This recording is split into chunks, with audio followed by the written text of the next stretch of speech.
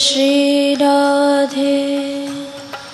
श्रीमद्भागवत महापुराण की जय। श्री वेदव्यास जी महाराज की जय। श्री सुखदेव जी महाराज की जय। श्री परीक्षित जी महाराज की जय। श्री श्री बाबा महाराज की जय। श्री राधा मान बिहारी लाल की जय। श्री राधा रास बिहारी की जय। श्री गहवर धाम की जय। श्री बरसाना धाम की जय। समस्त संत वैष्णव समाज की जय। परम पूज्य श्री गौ माता की जय। जय जय श्री राधे। 2 मिनट नाम संकीर्तन करेंगे और फिर आज की कथा में हम लोग सब प्रवेश करेंगे।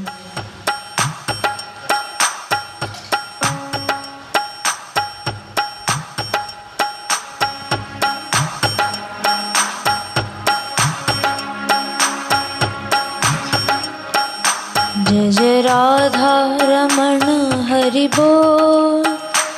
जय जय राधा रमण हरि बोल। हरि बोल। जय जय राधा रमण हरि बोल। जय जय राधा रमण हरि बोल। जय जय राधा रमण हरि बोल। राधा रमण हरि बोल। जय जय राधा रमण हरि बोल। जय जय राधा रमण हरि बोल। जय जय राधा रमण हरि बोल। जय जय राधा रमण हरि बोल। जय जय राधा रमण हरि बोल। जय जय राधा रमण हरि बोल।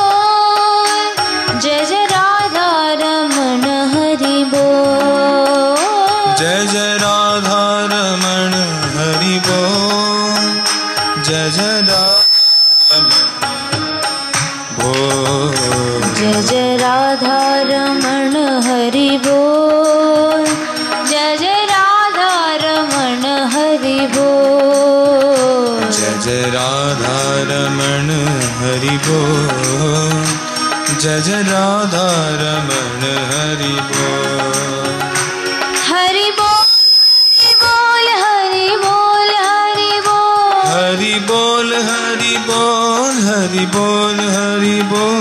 हरि बोल हरि बोल हरि बोल हरि बोल। हरि बोल हरि बोल हरि बोल हरि बोल। हरि बोल हरि बोल हरि बोल हरि बोल। हरि बोल हरि बोल हरि हरि हरि बोल। जय जय राधा रमण हरि बोल। जय जय राधा रमण हरि बोल। जय जय राधा रमण हरि बोल। हरि बोल। जय जय राधा रमण हरि बोल।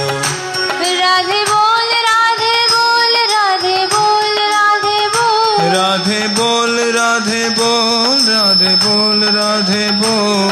राधे बोल राधे बोल राधे बोल राधे बोल। राधे बोल राधे बोल राधे बोल राधे बोल। राधे बोल राधे बोल राधे राधे बोल। राधे बोल राधे बोल राधे राधे राधे बोल। जय जय राधा रमण हरि बोल। जय जय राधा रमण हरि बोल। जय जय राधा रमण हरि बोल। जय जय राधा रमण हरि।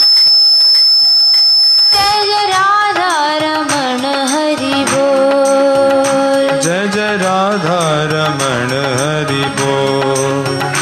जय जय राधा रमण हरि बोल। जय जय राधा रमण हरि बोल। जय जय श्री राधे।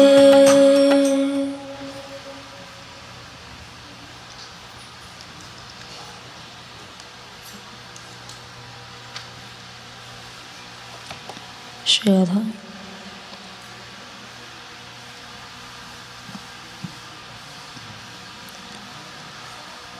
श्री ठाकुर जी की परम कृपा और उनके अनुग्रह से उनकी चरण शरण में बैठकर उनकी पावन चर्चा करने का दुर्लभ अवसर हम सभी को प्राप्त हुआ।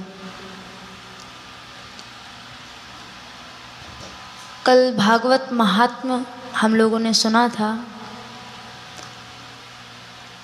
आज प्रथम स्कंद से हम लोग भागवत जी की कथा चर्चा में प्रवेश करेंगे।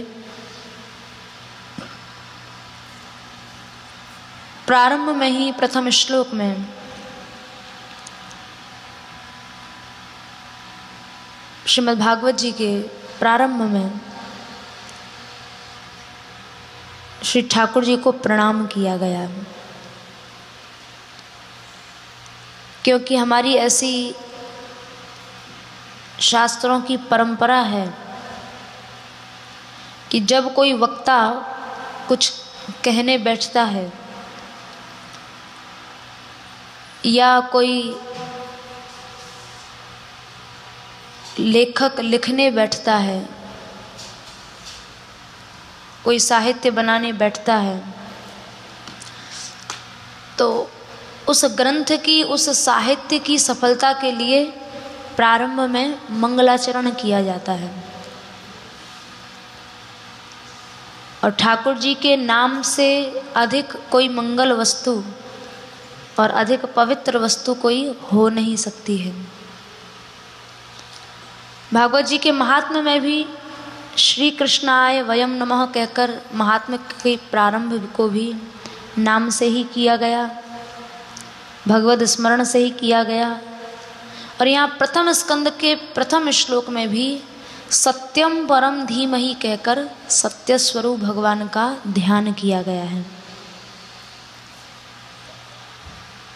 तो सत्यम परम धीमहि कौन से देव को प्रणाम किया गया? तो बोले जो परम तत्व है। तो परम तत्व क्या है? तो परम तत्व बताया है, श्रीमद् भागवत जी में भी बताया है, रसिकों ने अपनी वाणी में भी बताया है। जैसे भागवत जी में तो लिखा है कृष्णस्तु भगवान स्वयं। जो परम तत्व हैं, जो भगवान हैं, वो श्री कृष्ण हैं। चतुर्थ स्कंद में भी कहा है यथा तरोर मूल निषेचनेन तृप्यन्ति तत्स्कंद भुजोपशाखा।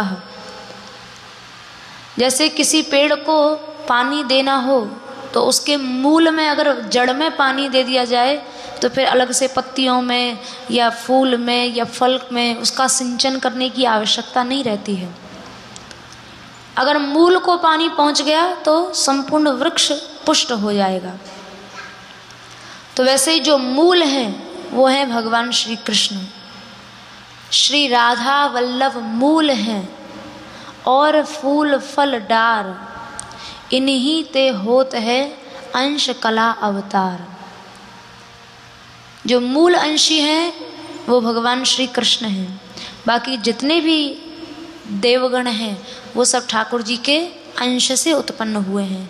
कोई अंशावतार कहा जाता है, कोई कला अवतार कहा जाता है, कोई आवेशावतार कहा जाता है। तो यहाँ सत्यम परम धीमहि कहकर परम तत्व का, जो परम सत्य स्वरूप है, उनका ध्यान किया गया। और परम तत्व पता चलता है इन सब बातों से कि परम तत्व जो मूल हैं वो भगवान श्री हरि ही हैं। तो भगवान श्री कृष्ण का ध्यान किया गया। कैसे हैं वो प्रभु?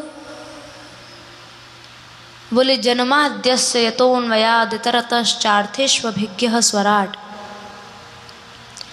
जिनके द्वारा सृष्टि की उत्पत्ति होती है, पालन होता है, संहार होता है। और परम तत्व का ध्यान किया, इसलिए इस श्लोक का कृष्ण परक अर्थ भी आचार्यों ने किया। बोले उन परम सत्य भगवान का ध्यान किया गया है जिन्होंने जन्माद्य से जन्म लिया।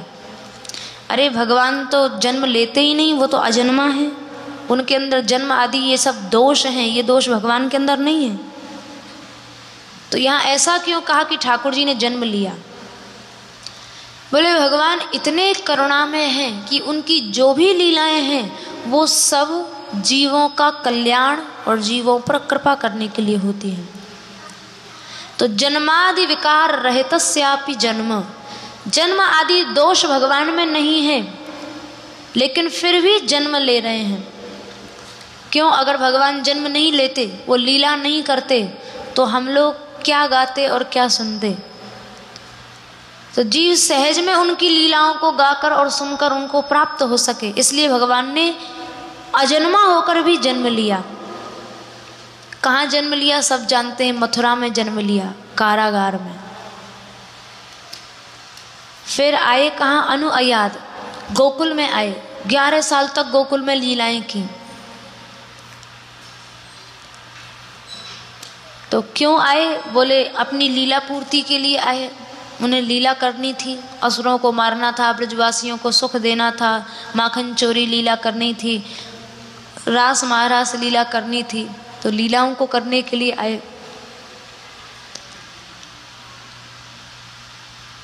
स्वराट कैसे हैं वो भगवान? बोले स्वतंत्र हैं। भगवान सबके शासक हैं पर उनका कोई शासक नहीं है, इसलिए उनको स्वराट कहा गया। स्वतंत्र सत्ता का नाम स्वराट है और वो स्वतंत्र सत्ता भगवान ही है। तेजोवारी मृदाम तेने ब्रह्म हृदय आदि कविये, और ऐसी जिनकी लीलाएं हैं, जिन लीलाओं को ब्रह्मा आदि देवता नहीं समझ सके, यत मुह्यंती सूरयः, वो भी मोहित हो गए, तो हम तुम लोग उनकी लीलाओं को क्या समझेंगे? तो बोले हम तुम समझ सकते हैं अगर उनकी कृपा हो जाए तो। जिन लीलाओं को ब्रह्मा आदि देवगण नहीं समझ सके, उनको हम साधारण सी बुद्धि वाले लोग समझ सकते हैं, लेकिन कब? जब उनकी कृपा हो जाएगी। सोई जाने जहे देहु जनाई, गोसाई जी महाराज ने लिखा रामचरितमानस में। वही जान सकता है जिनको कृपा करके वो ज्ञान करा दें। ऐसी जिनकी लीलाएं हैं, तेजो वारी मृदाम यथा विनिमयो यत्रत्र सर्गो मृषा, जो गुण धर्म को बदल देती हैं। जब ठाकुर जी वंशी बजाते हैं तो पृथ्वी का गुण पानी में आ जाता है, पाषाण का गुण पानी में आ जाता है और पानी का गुण पाषाण में आ जाता है। कैसे? बोले जब ठाकुर जी वंशी बजाते तो यमुना जी का जल रुक जाता था और पत्थर जो थे वो पिघलने लग जाते थे। तो ऐसी विलक्षण जिनकी लीलाएं हैं जो परस्पर गुण धर्म को बदल देती हैं। त्रिसर्गो मृषा, कहाँ कहाँ लीला हुई? ब्रज में, मथुरा में और द्वारिका में। इसलिए भगवान की लीला के 3 सर्ग कहे, एक ब्रज सर्ग, एक मथुरा सर्ग और एक द्वारिका सर्ग। तीनों ही लीलाएं अमृषा हैं, यानी सत्य हैं, और जिनका तेज इतना विलक्षण है कि माया के तेज को भी नष्ट कर देता है। धामना स्वेन सदा निरस्त कुहकम, धाम में जिनके तेज के कारण माया का तेज निरस्त रहता है, ऐसे सत्य स्वरूप परम तत्व भगवान श्री कृष्ण का धीमहि हम सब ध्यान करते हैं। तो मंगलाचरण के रूप में प्रथम श्लोक में तो ठाकुर जी का ध्यान किया गया है, और दूसरे श्लोक में पुरुषार्थ चतुष्टय को बताया गया है। कोई भी ग्रंथ है, कोई भी साहित्य है, साहित्य के शुरुआत में ही ग्रंथ को बनाने वाला जो प्रणेता है, जो लेखक है, वो बता देता है 4 चीज़ें कि विषय, ग्रंथ में क्या विषय है, संबंध क्या है ग्रंथ का प्रयोजन क्या है, और ग्रंथ का अधिकारी कौन है। तो इस प्रथम श्लोक में ये 4 चीज़ें बताई गई हैं। दूसरे श्लोक में धर्मः प्रोज्यत कई तवोत्र परमो निर्मत सराणाम सताम, भागवत धर्म कैसा धर्म है? सबसे पहले विषय बता रहे हैं कि भागवत जी में क्या वर्णन है। तो बोले भागवत में परम धर्म का वर्णन है। परम शब्द का मतलब जिससे बड़ा कोई ना हो, जिससे आगे कोई ना हो। तो परम धर्म कौन सा धर्म है? बोले वेदों में जो धर्म सिखाए गए हैं वो तो साधारण धर्म है, वैदिक धर्म है कि ये काम करो तो स्वर्ग मिलेगा, ये करो तो मोक्ष मिलेगा।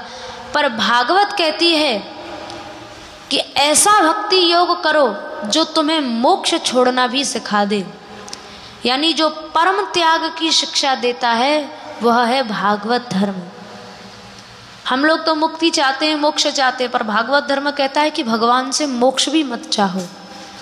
वो जो दे दें, उन्हें जो प्रिय है वो कर दें, करा दें, पर जीव स्वयं की कोई इच्छा ना रखे। क्योंकि देखो इच्छाओं से भजन में कपट आ जाता है और भागवत धर्म में कपट नहीं है। अब जिस समय मानस जी में वर्णन मिलता है, केवट के साथ राम जी जब विराजे हुए थे, केवट उनको नदी पार करा रहे थे, तो राम जी ने सोचा कि भाई इसको कुछ दे दिया जाए, बेचारा गरीब है। तो वहाँ भगवान ने राम भगवान ने केवट को एक स्वर्ण की मुद्री दी, अंगूठी दी। तो जब देने लगे तो उसने मना कर दिया। तो राम जी ने लक्ष्मण जी को कहा, लक्ष्मण तुम समझाओ, ये क्यों नहीं ये स्वर्ण महामूल्य अंगूठी को ले लेता है? अरे ले लेगा तो फिर इसको ये सब काम नौका चलाने का, नाव चलाने का काम नहीं करना पड़ेगा, आराम से बैठा बैठा खाएगा। इतनी मूल्यवान मुद्री हम इसे दे रहे हैं। तो लक्ष्मण जी ने समझाया, लेकिन केवट नहीं माने। तो जब बालक पिता की नहीं मानता है तो पिता भी कहता है माँ को कि भाई तुम ही समझाओ। तो राम जी ने जानकी मैया को कहा, हे जगत जननी, हे देवी, तुम ही समझाओ केवट को। तो सिया जी ने भी बहुत समझाया, लेकिन उन्होंने उस मुद्री को नहीं लिया। तो वहाँ वर्णन मिलता है, बहुत कीन करुणा नयन, बहुत प्रयास किया लेकिन केवट ने कुछ नहीं लिया। तो राम जी को वहाँ दया आ गई। तब राम जी ने सोचा कि इसको साधारण चीज नहीं आकृष्ट कर पा रही है, तो राम जी ने वहाँ उसको अपनी विशुद्ध भक्ति प्रदान कर दी। तो वहाँ वर्णन मिलता है, बहुत कीन प्रभु लखन सिय, नहीं कछु करवट केवट ले, और बिना कीन करुणा नयन भक्ति विमल वर दे। जब केवट ने कुछ भी नहीं लिया तो राम जी ने उसे अपनी दुर्लभ भक्ति प्रदान कर दी। हम लोग जब सांसारिक चीज़ें भगवान से चाहते हैं तो भगवान कभी भक्ति नहीं देते हैं, और जब सांसारिक कामनाओं को, कपटों को छोड़कर ठाकुर जी की शरण लेते हैं तो भगवान अपनी दुर्लभ भक्ति प्रदान कर देते हैं। तो अगर वो मुद्री के चक्कर में फंस जाता केवट, तो उसे भक्ति थोड़ी मिलती फिर। लेकिन उसके चक्कर में नहीं फंसा, तो राम जी ने कृपा करके उसे अपनी भक्ति प्रदान कर दी। और भक्ति एक ऐसी वस्तु है कि इससे श्रेष्ठ कोई वस्तु हो नहीं सकती। अरे भगवान को भी जो वशीभूत करने वाली है, बांध देने वाली है, इसलिए भक्त लोग भक्ति के आगे मुक्ति को भी, मोक्ष को भी छोड़ देते हैं। मुक्ति निरादर भक्ति लुभाने, मुक्ति का भी निरादर कर देते हैं। अरे मुक्ति को कौन चाहे, मुक्ति तो भक्ति की दासी है, नौकरानी है। अरे जब महारानी मिल रही है तो नौकरानी का क्या करना है?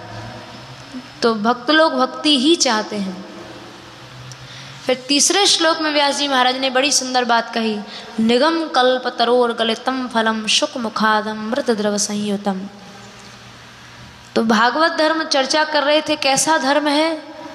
प्रोज्जित कैतव धर्म, मोक्ष को भी छोड़ने की शिक्षा देने वाला है भागवत धर्म।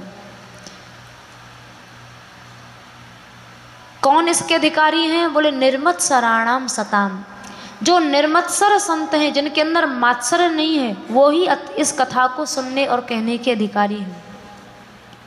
बोले मात्सर्य किसे कहते हैं? बोले मात्सर्य एक बहुत बड़ा दोष है दूसरे के उत्कर्ष को न सह पाना ये मात्सर्य है। कोई हमसे आगे सम्मान में ज़्यादा हो गया तो हम लोगों का सहज में उससे द्वेष हो जाएगा।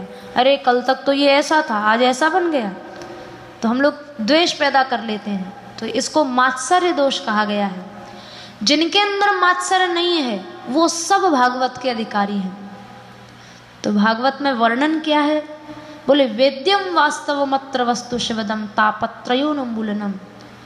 भागवत में उस वस्तु का वर्णन है जो मनुष्य को जाननी चाहिए, परम वेद्य जो वस्तु है। तो उसको जानने से क्या होगा? बोले लोक में भी कल्याण और मरने के बाद परलोक में भी कल्याण। लोक में तो तापत्रयोन्मूलनम, कष्ट नहीं होगा कभी भी भागवत को जानने से, भगवान को जानने से। और मरने के बाद शिवदम माने ये कथा कल्याण करेगी। जैसे परीक्षित जी महाराज थे, 7 दिन तक परीक्षित जी ने कथा को सुना। इतना आनंद परीक्षित जी को आया कि सुखदेव जी महाराज ने जब चौथे दिन परीक्षित जी को कहा कि परीक्षित आप तो 4 दिन हो गए, न तो तुम भोजन करते हो न पानी पीते हो, कुछ तो ग्रहण कर लो। तो परीक्षित जी ने कहा प्रभु पिबंतम त्वन्मुखाम भोजम अच्युतम हरि कीर्तनम हरि कथामृतम। बोले जब मैं आपके मुख से कथा रूपी अमृत को पी रहा हूँ, अमृत पीने वाले को पानी की तो याद भी नहीं आती। जब मुझे अमृत पीने को मिल रहा है तो मैं पानी में क्यों मुंह मारूंगा। तो 7 दिन तक बैठे रहे, जल और अन्न की याद भी नहीं आई परीक्षित जी को। तो इतना आनंद रहा जीते जी, और मरने के बाद साक्षात परीक्षित जी भगवत धाम में पहुंच गए। तो लोक में भी कथा कल्याण करती है और मरने के बाद भी परम कल्याण करती है। किसने बनाया? श्रीमद्भागवते महामुनि कृते। साक्षात श्री कृष्ण अवतार है वेद व्यास जी महाराज। वेद व्यास जी ने भागवत जी को बनाया है। और भागवत सुनने पढ़ने के बाद किंवा परई, और कुछ पढ़ने लिखने की आवश्यकता नहीं रह जाती है। क्यों? ऐसा क्या है इसमें? बोले सद्यो हृदय वरुद्यते कृतभिः शुश्रूषुभिः तत्क्षणात्। इस कथा की इतनी महिमा है कि कथा को सुना भी नहीं, अगर भगवत कथा सुनने की इच्छा ही मन में आ जाए तो इच्छा मात्र से भगवान उसी समय जीव के हृदय में बंदी बन जाते हैं, हृदय में आकर बंद हो जाते हैं। और अगर कथा को सुन लिया जाए तो उसकी तो फिर महिमा ही क्या है। अब विचार करें, कथा को सुना भी नहीं, केवल सुनने की इच्छा आई कि किसी तरह से एक बार कथा सुनने का मौका मिले। तो कहने का आशय हमारा ये है कि कम से कम न सुने तो मन में ये विचार तो हमेशा रहना चाहिए कि भाई ठाकुर जी की कथा कीर्तन सुनने का हमें अवसर मिले। इतना सा विचार आते ही भगवान हृदय में आ जाते हैं। फिर कृपा करें भगवान, मौका दे दें सुनने का तो बात अलग है, पर अगर मौका ना भी मिले तो सुनने की इच्छा तो हृदय में बनी रहे।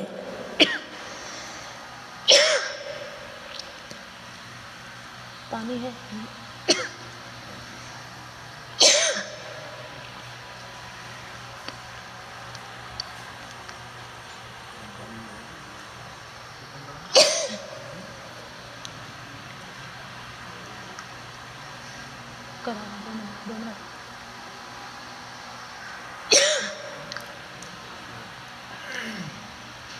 तो भगवत कथा के प्रति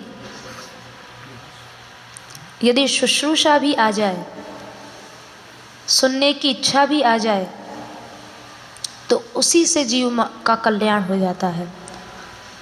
तो ठाकुर जी कृपा करें कथा कीर्तन के प्रति हम लोगों की सदैव रुचि बनी रहे। रुचि ही बनी रहेगी तो उसी में ये रुचि कल्याण कर देगी। और आगे वर्णन मिलता है, प्रश्न किया कि कथा कीर्तन के प्रति रुचि कब तक बनी रहे, या कथा कीर्तन का आनंद हम कब तक लेते रहें। कई बार मन में ये भी हो जाता है, भाई कथा अब एक बार सुनो चाहे 2 बार सुनो, वही कथा है, क्या बार बार सुनो। तो भागवत जी में लिखा है आलयम, ये ऐसा साधन है कि जीवन की अंतिम श्वास तक इसका पालन करना चाहिए, यानी आखिरी श्वास तक कथा कीर्तन का आनंद लेते रहो। कथा के लिए कोई नियम नहीं है कि भाई जीवन में एक ही बार सुने या 2 ही बार सुने या 5 बार सुने। बोले जितना सुन सको अधिकाधिक सुनो।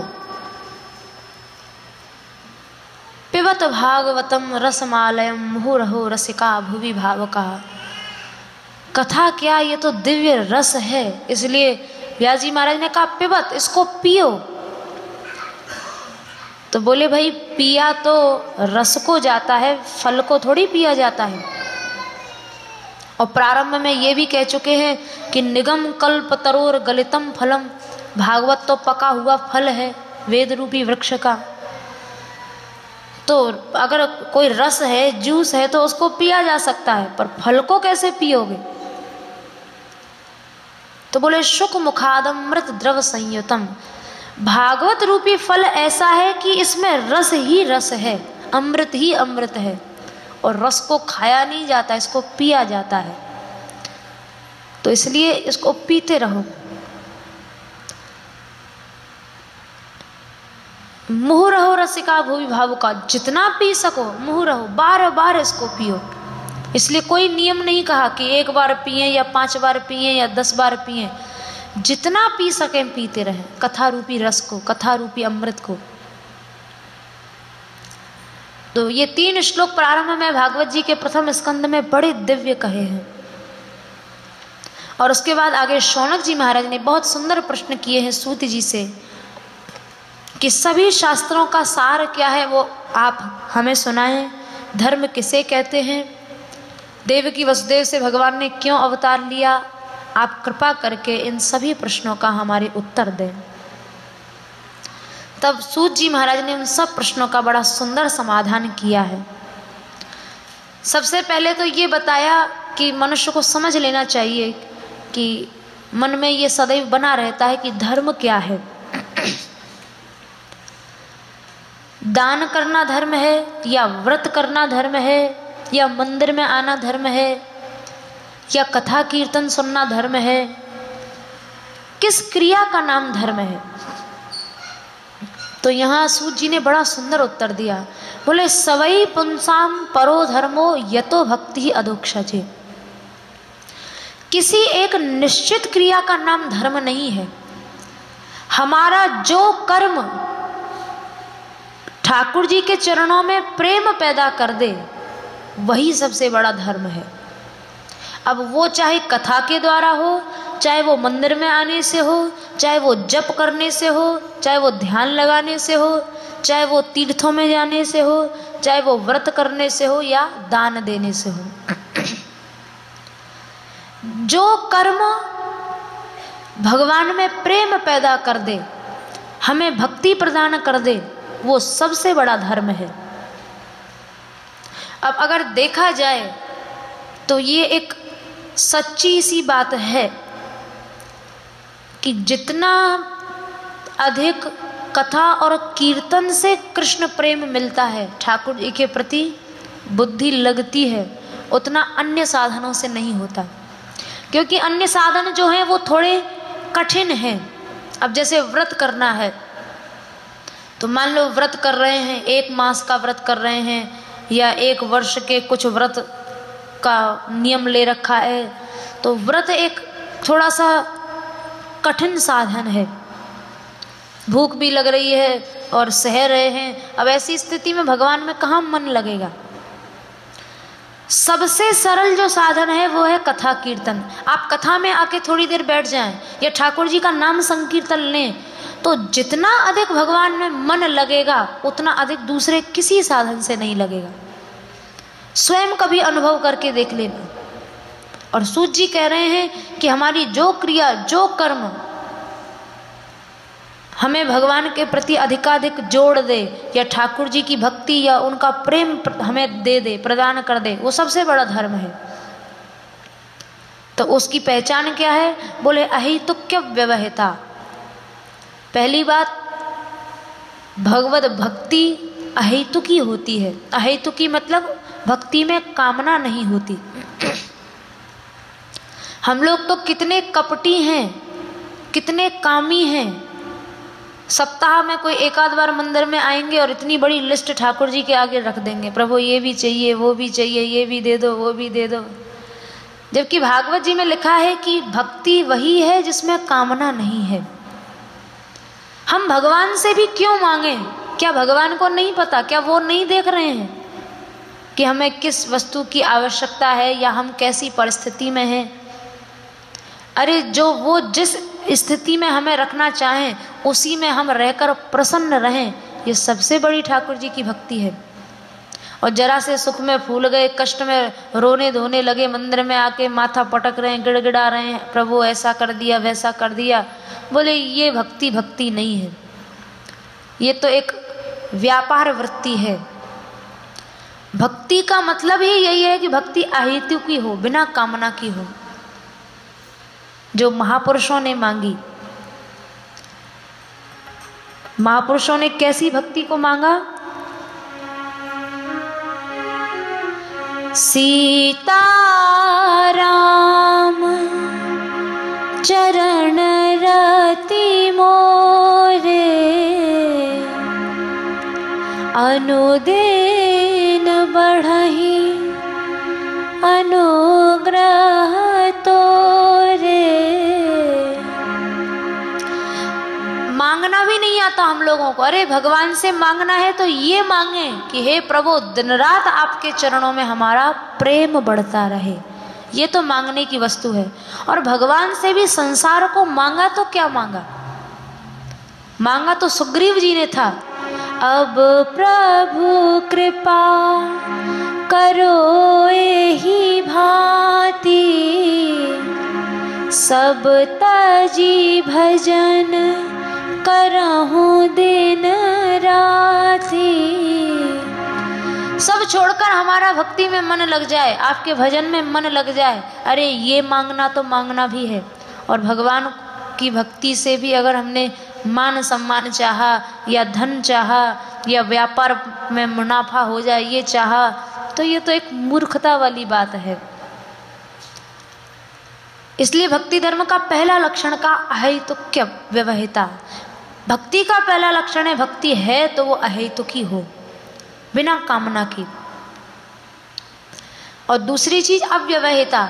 जिस भक्ति में कामना नहीं होती उस भक्ति की पहचान है कि वो दिन रात बढ़ती है।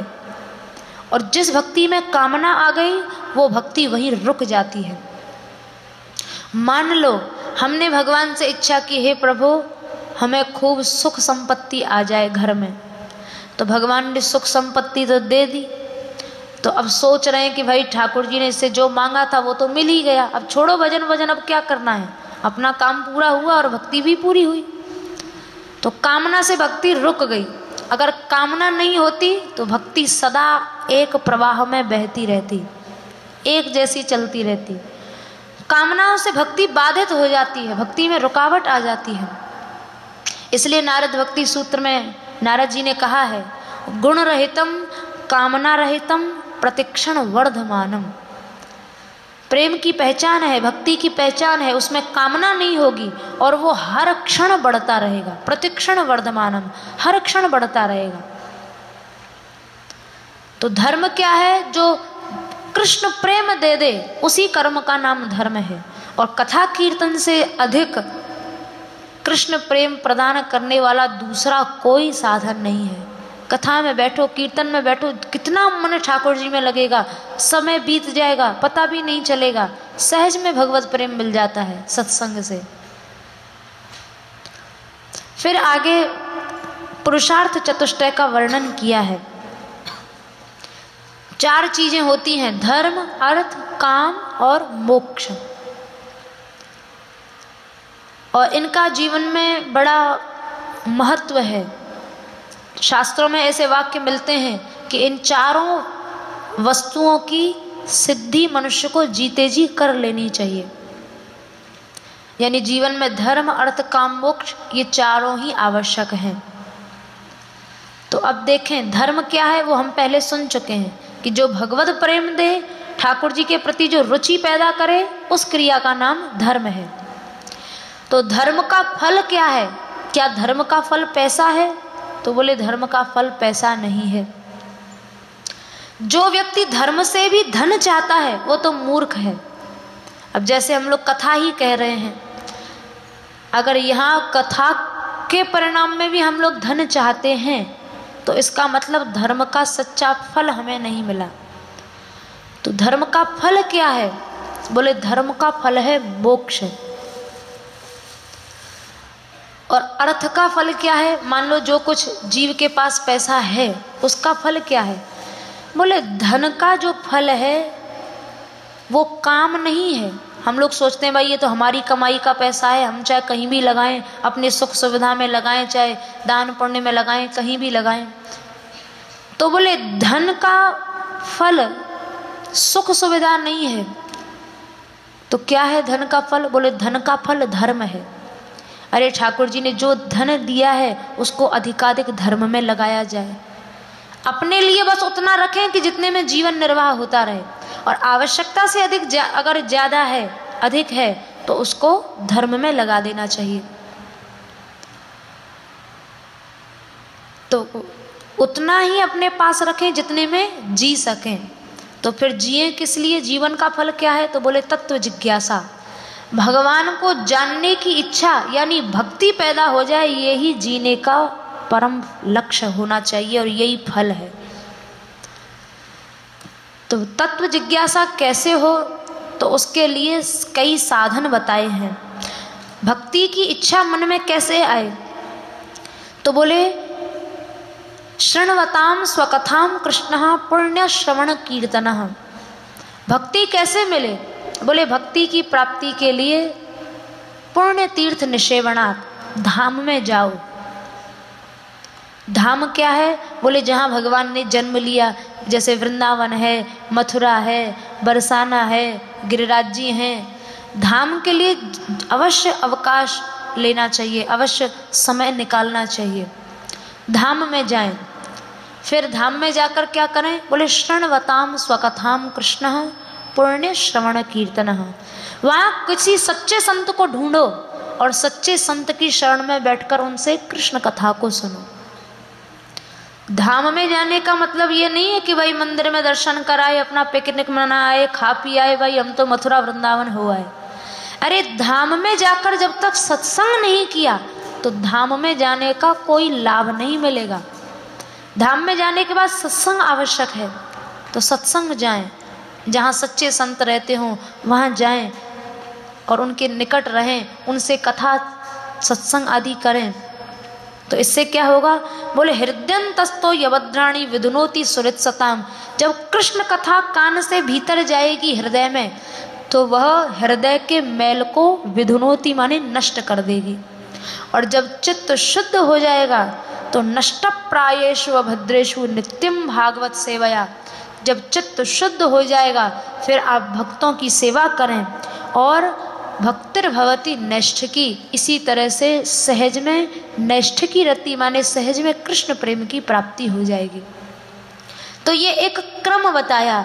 धाम में जाएं, वहाँ सत्संग करें, संतों की सन्निधि में रहें, उनसे कथा कीर्तन सुने, तो धीरे धीरे अपने आप कृष्ण प्रेम ठाकुर जी के प्रति रुचि पैदा हो जाएगी। तो शौनक जी के प्रश्न करने पर सूत जी ने बड़ा सुंदर उत्तर दिया है और उसके बाद भगवान के अवतार बताए हैं। वैसे तो भगवान के असंख्य अवतार हैं, कोई अवतारों की गिनती नहीं है, पर शास्त्रों में कुल 24 अवतार, मुख्य अवतार बताए गए हैं। उन 24 अवतारों की चर्चा सूत जी महाराज ने की है और उसके पश्चात शौनक जी ने प्रश्न किया है कि ये इतना दिव्य ग्रंथ है श्रीमद् भागवत, ये दिव्य ग्रंथ व्यास जी ने किसके कहने पर बनाया?